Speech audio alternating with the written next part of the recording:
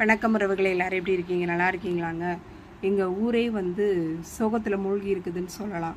என்ன அப்படிங்கிறத சொல்கிறேன், வீடியோக்குள்ளே வாங்க. அதுக்கு முன்னாடி நம்ம சேனலை என்ன நீங்கள் சப்ஸ்கிரைப் பண்ணலன்னா சப்ஸ்கிரைப் பண்ணிடுங்க.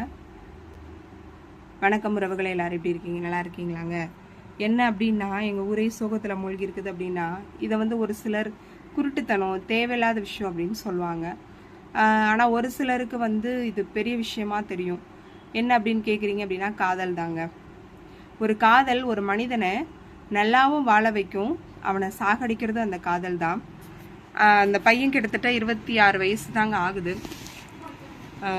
சொந்தமாக வீடு கட்டியிருக்கான், நெல் மிஷின் அறுக்கிற வண்டி வாங்கியிருக்கான், எல்லாமே சம்பாத்தியத்தில் வாங்கியிருக்கான்.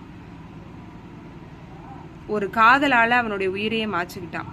கல்யாணம் பண்ணிக்கலாம் அப்படின்னு சொல்லிட்டு ஒரு முடிவோட இருந்தவனுக்கு அந்த பொண்ணு வேணாம் அப்படிங்கிற ஒரு முடிவு எடுத்ததுனால நெருப்பு மருந்து குடிச்சிட்டான். வேற மருந்து குடிச்சிருந்தா கூட அவனை காப்பாத்திருக்கலாம்.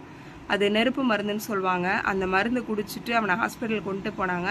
கிட்டத்தட்ட 6-7 நாள்.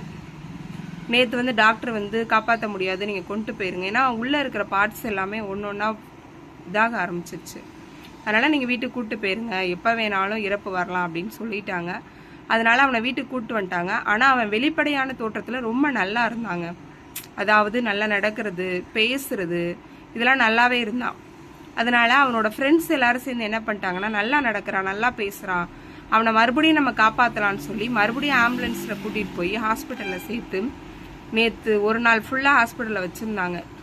அவன் என்ன பண்ணிட்டான், அந்த வைக்கக்கூடிய ஆக்சிஜன், நெஞ்சில் ஒட்ட வைப்பாங்க இல்லையா, இசிஜி எடுப்பாங்க, அது எல்லாத்தையுமே பிச்சு எரிய ஆரம்பிச்சிட்டான். அவன் மனசுல என்ன இருந்தது, அவனுடைய கவலை என்ன அப்படிங்கிறது நமக்கு தெரியாது இல்லையா. கரெக்டாக ஒரு 4 மணி இருக்கும், தம்பி இறந்துட்டான் அப்படிங்கிற தகவல் வந்தது.